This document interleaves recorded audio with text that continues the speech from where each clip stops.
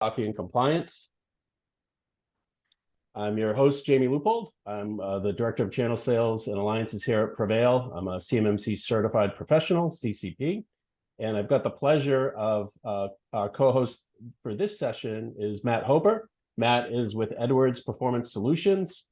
Matt will tell you a little bit more about Edwards, but they are both an authorized C3PAO, an RPO, as well as a training provider and an LTP. They're also one of PreVeil's preferred partners, and you can find them through our Find a Partner section of our website if you'd like to contact Edwards. Otherwise, Matt, please introduce yourself. Sure. Thank you very much. It's good to be here. So I've been with Edwards here for a little over 2 years. Prior to coming to Edwards, I was a CISO at an MSP. I've actually led the security practices at 2 different MSPs, and I've been a health IT director, a business analyst, sysadmin, system architect. If it has anything to do with IT, I've probably done it. From an education and certification perspective, I have a master's degree in MIS from the University of Illinois, Go Illini. I have a CISP, a PMP, and when it comes to the CMMC space, I have a lot of people collect stamps and coins. I guess I collect CMMC certifications. I'm a provisional instructor, a provisional assessor, a CCP, and a CCA, a CMMC certified assessor. I was part of the CAP working group. I'm on the Forbes Advisory Committee board. I speak at conferences, and I've done a lot of assessments against 800-171. I was part of our team that got the DIBCAC assessment to get Edwards as a C3PAO. And like Jamie said, we teach a lot of classes regarding CSCP and CCA. I think we've got somewhere just over 500 CCPs have gone through the curriculum. But yeah, so when it comes to CMMC, we live in that space for sure. And I'm just waiting for the rulemaking to drop. So. Thanks, Matt. I appreciate the introduction, and I think your credentials certainly and your experience certainly speaks for itself. And just a little bit about today's session. We want to keep this an open Q&A. We're not here to talk about products. We're here to answer your questions, whatever burning questions you have about CMMC, about the program itself, specific questions about controls. Whatever questions you have, feel free to put them in chat. We do have some questions that have been sent in advance. We also, will be giving a $25 Starbucks gift certificate to whoever sends in the best question. You get a little incentive there. No better way to have an afternoon pick-me-up than coffee and compliance, right? Went with the very seasonal mug. I kind of created this session just to highlight my coffee mug collection, and then maybe provide some valuable information in between. This is being recorded, and so that does bring up just a couple house rules. The first being that this is going to be us answering questions and delivering information as we know it today. If you're watching this from sometime in the future, whether you're watching this a week from now, a month from now, a year from now, there's a good chance that some of this information will no longer apply. We know that CMMC has passed all the internal government reviews, and now we're just waiting for it to actually be published in the Federal Register. Once we do, new information will be made available. We'll cover that, in a future coffee and compliance session, and I'm sure you'll hear about it, in a lot of other ways, including here at PreVeil. If it does, hopefully come out by this time next week, we do have a webinar with Matt Travis. I would highly recommend, that you go ahead and sign up for that. Matt, of course, is the CEO of the Cyber AB. So we'll be talking a lot more, about what's coming next in CMMC during that session. That'll be on 12/14, and that'll be at 1 p.m. And again, you can find that information and register directly from preveil.com. The only other house rule we have is that, Matt is a CCA. He's a CMMC certified assessor. He'll be answering questions, from his perspective. Just keep in mind that, if you put 5 assessors in a room, you may get 3 different answers to a particular question. It's a science, but there's some art involved as well, and there is some interpretation. So whatever Matt says, you can't necessarily take that to another assessor and say, Matt told me this, therefore this is correct. We're doing best effort here. Other than that, please, submit any questions. And I guess, we'll start the Q&A period now. And I think, one popular one, Matt, that seems to come up, and this one was asked a couple of different times, is, there is a lot of terminology. You've got all the CMMC badges and acronyms, but within that, within the ecosystem, people hear about CMMC, they hear about NIST 800-171, they hear about DFARS 7012 and 7019, et cetera, et cetera. Can you just talk a little bit about, how those all kind of work together? What should organizations, OSCs, really be focused on today as they try to prepare to meet the compliance regulations that are coming down the pipe? Yeah, those are great questions, and it can be very, very confusing. So DFARS is the Defense Federal Acquisition Regulation Supplement, and it's basically a list of things that you need to be doing as part of a member of a defense industrial base, so a member of the DIB, if you have a DoD contract. And the really big rule that we always hear about is 7012. And 7012 is safeguarding covered defense information and incident handling reporting or incident reporting capability. So there's a couple parts to that. It dropped in, I believe it went live on December 31st of 2017, and it was built on self-attestation, meaning that in order to safeguard the covered defense information that is in DFARS 7012, you had to adhere to 110 practices in NIST 800-171. Currently, we are on NIST 800-171 Rev 2. Rev 3 has been dropped for initial public draft, and it went through a comment period, and now it's going through a final public draft. But right now, as it stands, we have to adhere to the Rev 2 in NIST 800-171. And for years, it was based on self-attestation, which meant that an organization would self-attest against every one of those practices. And signing off as part of their contract that had the DFARS 7012 rule clause in their contract, that they were adhering to that. And a lot of them weren't. So DIBCAC, which is the Defense Industrial Base Cybersecurity Assessment Center, did spot checks on organizations to see how they were doing, and they all failed. Every one of them failed. And so the DoD realized that as this controlled unclassified information, I mentioned covered defense information, but the CUI program was established through Executive Order 13556. And so those terms are kind of used interchangeably, but CUI, controlled unclassified information, is the term that we're always hearing when we talk about the DFARS 7012 rule or NIST 800-171, which is information that's meant to be shared. It's not classified, it's meant to be shared. But we have to safeguard it because that information was getting out and our state secrets are being stolen. So the DoD recognized that the self-attestation approach wasn't working. So they designed a system of an assessment program, really, called CMMC, Cybersecurity Maturity Model Certification.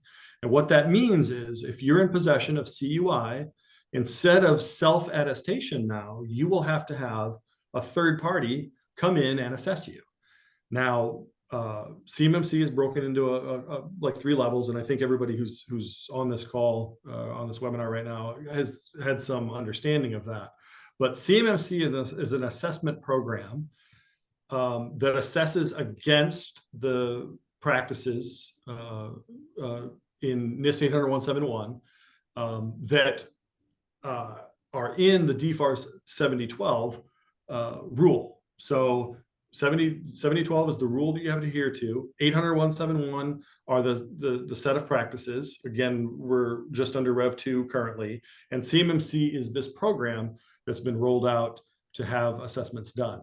If you're only in possession, and I haven't mentioned this, but there's an FCI portion, which is federal contract information, and that's any information related to the contract, including the contract itself. If you're only in possession of that, then it's still going to be self-attestation at CMMC level 1. But if you're in possession of controlled unclassified information, or CUI, which is kind of a more sensitive type data, then you'll have to have an organization come out, they're called a C3PAO, come out and assess you. So that's the difference between 7012, NIST 80171, and CMMC. Hopefully that answers that question. Thanks, Matt. I think that's a great way to get started, level set the conversation. And I think building onto that question, folks want to know if we want to get assessed today, there's something out there called a Joint Surveillance Voluntary Assessment. Could you talk a little bit more about that, what that entails, and if somebody wants to get started, how they can do that? Yeah, great question. So in an effort to speed up the program during rulemaking, because the rulemaking process has taken about 2 years. I think we're at 2 years at the end of November. And so in order to get organizations to kind of get out in front and adopt this rule that we know is coming, the CMMC rule, they wanted to start what they called a Joint Surveillance Voluntary Assessment Program.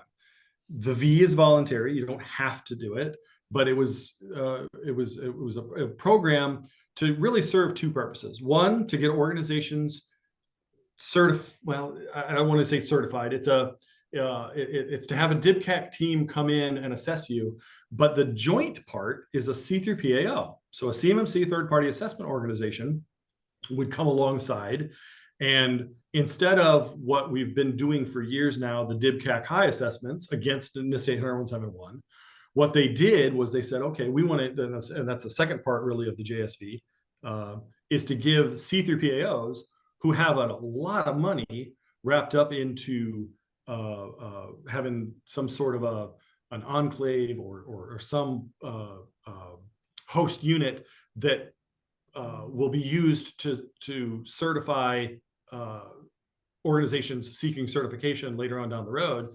They wanted a return on that investment. So the C3PAOs, they want to start making money because they have a lot of money tied up into resources for getting into CMMC.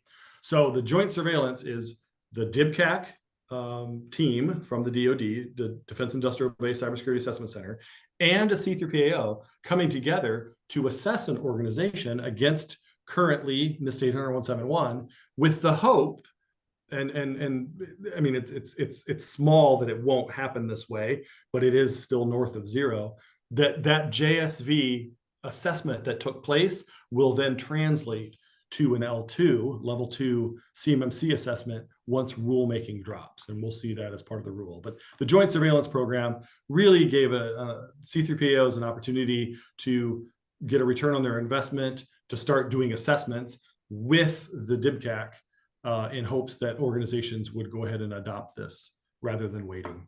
So good question. Great. And so if somebody wanted to potentially get started on a joint surveillance voluntary assessment, is that something they can contact you, Matt, and contact Edwards and get information? Yes. So what you would do is you would contact a C3PAO, a CMMC third-party assessment organization, and what that assessment organization will do is they will put your company's name on the list for the JSV. And it's really, depending on the DIBCAC's resources, they're very busy. They're doing, dozens and dozens of assessments all the time. They're kind of tapped out as far as resources, but it gets you on that list. And then what will happen is once your organization's name has been submitted for a JSV, the DIBCAC team will reach out to the organization that is seeking certification. It's odd that that's the way it works. They don't reach out to the C3PAO. They reach out to that organization and they say, all right, we're available March of 2024. And then that organization that's seeking certification will reach out to the C3PAO and say, okay, DIBCAC has reached out to us. This is the week they're going to do it. Are you available? Hopefully you're available. And then you can do that. Right now, there's quite a waiting list. I think they're still taking names for organizations that want to participate in this JSV, but I think we're already halfway through the year when they're scheduling now. They've done quite a few of them, and there's quite a few on the docket. Great. No, that's really helpful. I know here at PreVeil, we've had a couple, at least a few customers now go through the process, and one came out with a perfect score. The other one is currently getting their score evaluated, but yeah, it's Yeah, very, very interesting process, especially the fact that you submit them, but then DIBCAC actually contacts the customer and not you again. Interesting. So I thought that was interesting. Another question came up, and this is just about securing CUI, and I assume different cloud services, different business operational platforms, and one specifically was asked about Google Workspaces. And I think here, and Matt, would appreciate your opinion, but I think a lot of this is it really depends, because CUI is such a broad category, and CUI basic, you need to handle one certain way, but if you have export controls or other dissemination controls around your CUI, then naturally that changes, how you need to handle that and what type of cloud services you can potentially use. But yeah, would you like to talk a little bit more about that? Yeah, so Google Workspace, the big ones that you hear right now are Azure, Microsoft, and then Amazon Web Services. Those are the two biggies. But Google Workspaces is something that's also mentioned that organizations are using. So you're going to get different schools of thought on here. This is my take. So it's my understanding that a 3PAO went and assessed the Google Workspaces currently against CMMC, and for the most part, the Google Workspaces would comply with CMMC, but there were a couple of things that they had found that wouldn't. Come on, memory, help me out here. One of them, one of the practices was disabling identifiers after a defined period of inactivity. Google Workspace was not able to do that automatically. It would require that the organization put some sort of a process in place to disable those identifiers after a defined period of inactivity. So Google Workspace in and of itself wouldn't do that, but you would have to put a process in place on the part of the organization to do that. And the second one, I think there were two of them. The second one was like providing a security notice about CUI rules. It's in the AC domain, and they were not able to do that. So you would have to put a manual process in place for that as well. But by and large, Google Workspaces did pass CMMC. Now, what I want to do is I want to take a step back and I want to parse out a couple of things. One is the CMMC assessment, which is what the purpose of the CMMC assessment is determining how you are doing with the systems that are in scope against the 110 practices at the objective level. So when you have a practice, you have A, B, C, D, and E. And I have 6 kids, and I always use that as an analogy.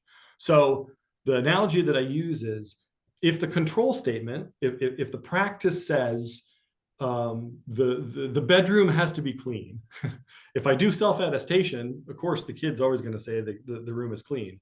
But if I have an assessment organization go into the bedroom and I assess that, how do I assess the room is clean?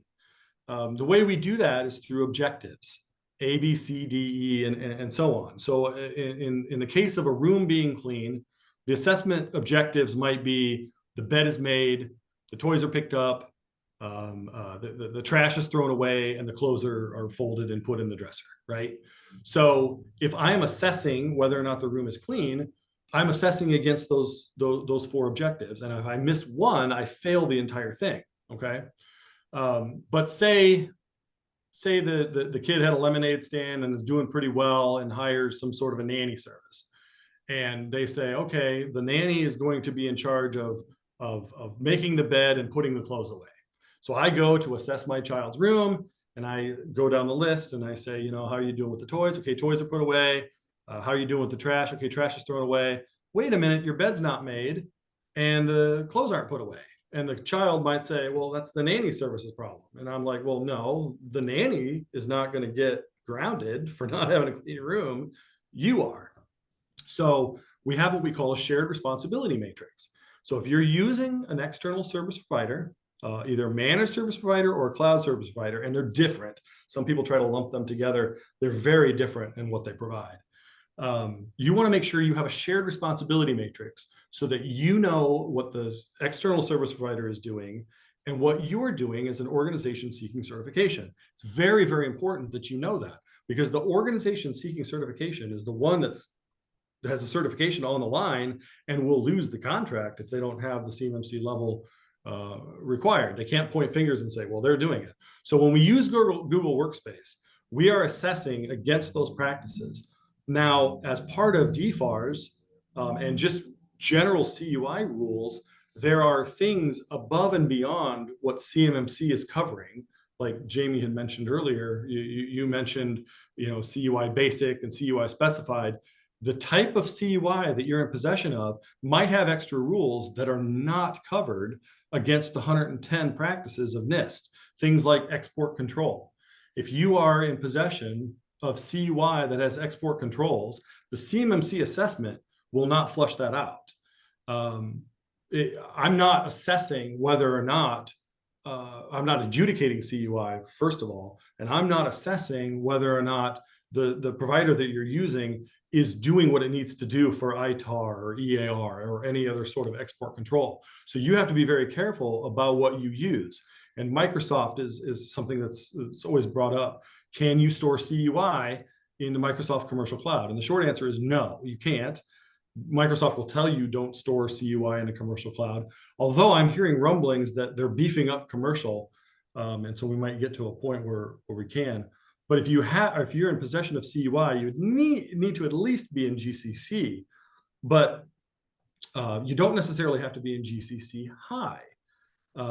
You would use GCC high if you have export controls, meaning that the CUI that you're in possession of has restrictions that it cannot reside on non-US soil. So any servers that it resides on has to be on US soil. It can't be in China or Russia or anywhere else. It has to be in there. So when we talk about Google Workspace, while Google Workspace may, or any other cloud service provider, Azure, AWS, while it may pass CMMC, it may not pass the restrictions on the type of CUI that you're in possession of. I hope I explained that clearly enough. It works in my head, but sometimes it doesn't necessarily come out right. But if you are consulting with an organization and you have sensitive CUI that has those export control restrictions, a CMMC assessment might not be able to expose that. You would need to go to NARA's website and figure out what the restrictions are. Hopefully it's part of the contract. You could talk to the contract officer, but I want to make sure that there's a distinction between passing a CMMC assessment and the cloud service provider being able to provide you what you need from a CUI restrictions perspective. Hopefully I explained that properly. Thanks, Matt. Yeah, no, I think that makes a lot of sense. And it comes back down to know your contract, know what's in your contract, understand, all of the requirements that are in your contract. And other things, that we hear from time to time are like the DFARS 7012 C through G, incident reporting, cyber incident reporting requirements. These are all things that you need to make sure that your cloud service provider will attest to. Here at PreVeil, we have a number of customers that use us for ITAR because we provide the end-to-end encryption where no third party can access the key, and we attest to DFARS C through G as well. So yeah, those are important things to keep in mind. I think kind of tying into that, a question about how SPAs are treated. This one just came in. If you can talk maybe a little bit about that as we understand it based on the CAP today. Just talk maybe quickly what an SPA is, and then how would you assess it from a CMMC perspective? Sure. Yeah, and that's a great question too, because that's very, very confusing. So CMMC has different asset categorizations. And we say classifications, but I try to get away from that word because when I use the word classified, it can kind of confuse people. So I'm going to use the word categorization. And so you have CUI assets. CUI assets are assets that are used to store, transmit, or process CUI. So if I have CUI on a server, that server is a CUI asset. Then you have security protection assets. Security protection assets provide security protection to those assets. So things like a SOC SIM solution or endpoint protection, like antivirus. Then you have contractor risk managed assets, which is kind of a bucket of a miscellaneous to me. But it's an asset that is that could store, transmit, or process CUI, but isn't intended to. So think of a laptop that is connected to an enclave in a VDI environment. So the laptop is just sending screenshots, and I have administrative controls in place on that laptop. I have controls in the enclave. So data really isn't being downloaded to the laptop. But here's the thing: if I had malware on my laptop, and I'm connected in a VDI environment, that malware could be doing screen grabs, or it could be doing keystroke monitoring. So it could store, transmit, or process CUI. And so we have what we call a contractor risk managed asset, and that's a different categorization. We handle that typically in the SSP and through administrative controls. So we would say, okay, you can't use your laptop in a public Wi-Fi or in a public place, to make sure that there's no shoulder surfing or somebody looking at your screen behind you. We might have privacy screens. We would say we're going to do antivirus, and it's got to be updated. We're going to do scans, and we handle it administratively and then with a technical control. But I think the question that we're trying to answer is, how do we assess those security protection assets? Currently, the scoping guide says something along the lines of that you have to assess against CMMC practices. Well, as an assessor, and this is where we kind of differ sometimes in a school of thought, I'm friends with lots of CCAs, and we all get along. We all really like each other, but we have some fundamental disagreements of interpretation and just how we would assess things. You get 5 lawyers in a room, and they're going to have a different view of what the law actually says. Sometimes you got to go back to the writers of the law to figure out what they meant, but it's largely up to interpretation. So when I see an SPA, a security protection asset, and I say, okay, how do I assess that? Do I assess that against 110 practices?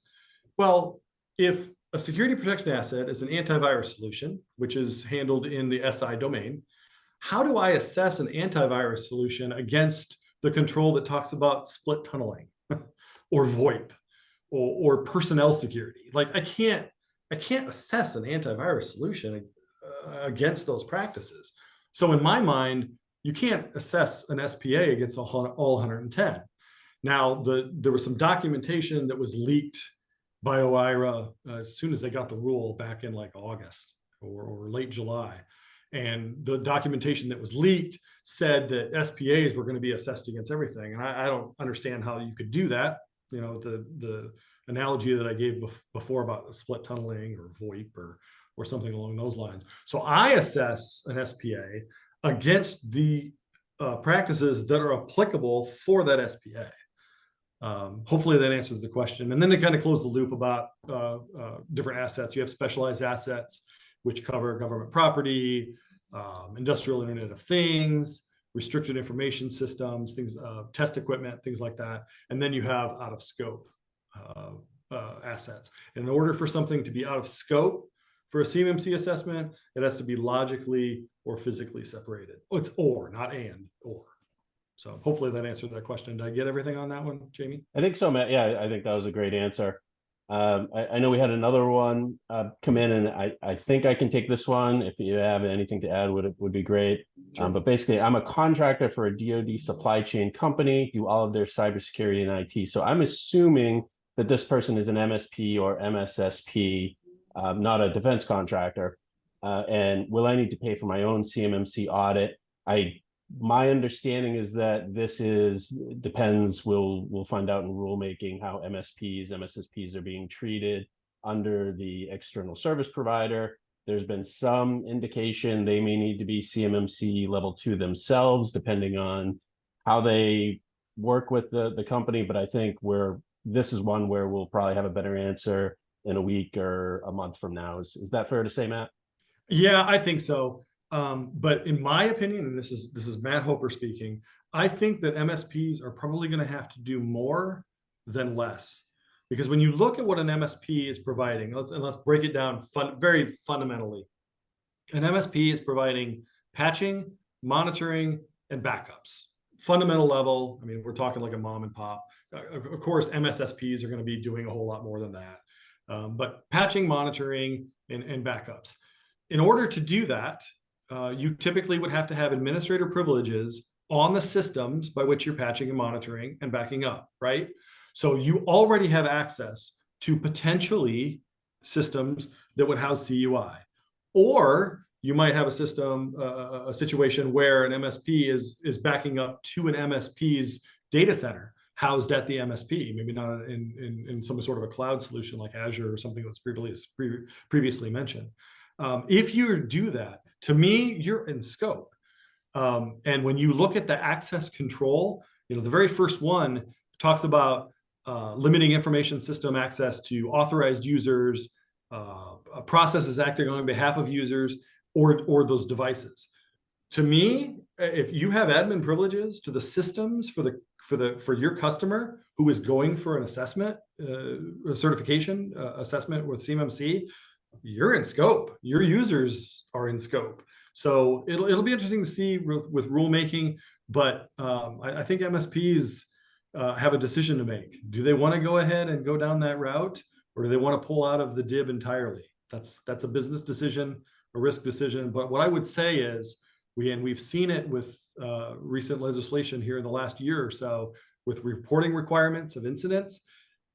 It's coming eventually. So MSPs, I would get ready for it. If not CMMC, something very similar to it.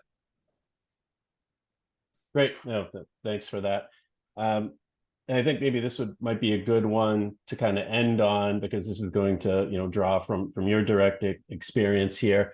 Through your experiences with CMMC and 80171 assessments, what are some of the biggest challenges contractors face in implementing these controls within their organizations? And are there any that you're seeing more often than not across the board? Money would be the first one. But here's the thing: the Department of Defense is going to be like, well, too bad. You said you've been doing it since 2017. You've been attesting that you've been doing it since 2017.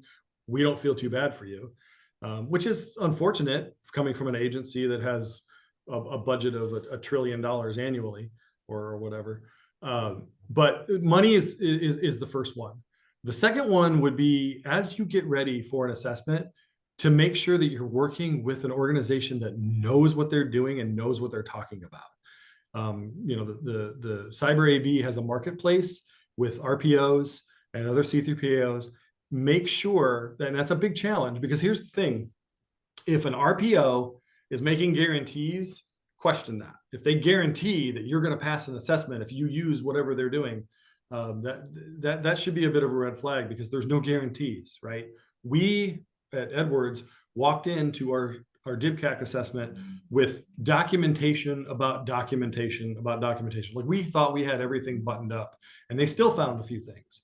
So, and we knew what we were doing, and they found some things. So I can't imagine what the challenge presented to an organization that doesn't have a whole lot of knowledge about this, or is working with an organization that doesn't have a lot of knowledge. Because the last thing we want to have happen is an organization works with another organization to get ready for the assessment, and they've spent tens of thousands of dollars or more on readiness to get them ready. The assessment team comes in and they fail. I mean, somebody's going to get sued, right? So that is a big challenge. And then the other challenge, I think, would be with supply chain.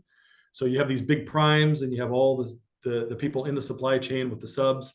I think that there might just be a situation where the primes will say, you know what, if you want to be in our supply chain, even if you're not in possession of CUI, we want you at level 2. That's a decision that they can make. And so that'll be challenging too, because when we talk about breaches, Target always comes to mind, right? But it wasn't Target that was breached; it was the HVAC company that was breached and got through. So the supply chain is and those risks associated with that are something that I think large primes are having to take into account. So Hopefully that answered that question. Yeah, I think Matt, that's a great answer, and I answered one question through chat, but I think you just hit the nail on the head with supply chain, and this one was a question about they have CUI.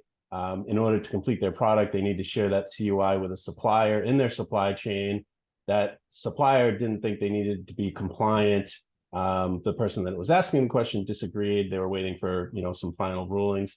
I said that if you're flowing down CUI, then anyone you flow down the CUI to, it has to be compliant with all the contract clauses that you're flowing down to them. And one of the things that I hear from DoD a lot that I think makes a lot of sense is they always say that the value of CUI does not change just because it's held by someone else. Anything to add to that, or? No, it's the thing is that you still, I mean, you want to do your due diligence, and you want to make sure that that information, if you're sending it somewhere, I mean, you're contractually obligated to make sure it's safe. So that requirement flow down goes to the subs too. Great. One last specific question, and then we'll just have a couple more minutes if anybody wants to add any questions.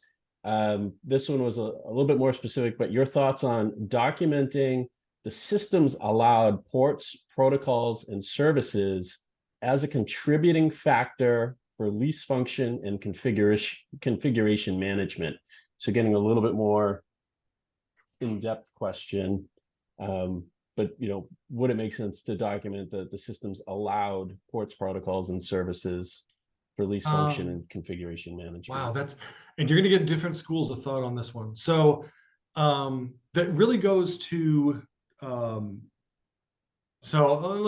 me back up. So if I am deploying systems in my organization, and typically what I'll do is I'll image the system, and I'll make sure that it has really just what the user needs to do their jobs. Your Microsoft Office, any line of business applications, just what they have, and that's in the image.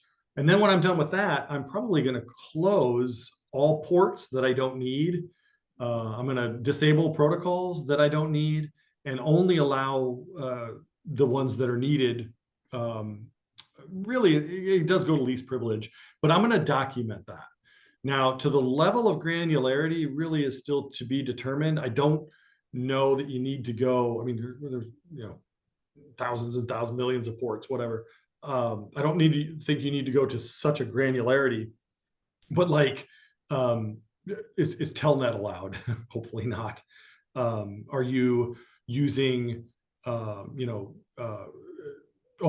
you disallowing ports that they don't absolutely have to have? Maybe you're disable HTTP, but you allow HTTPS.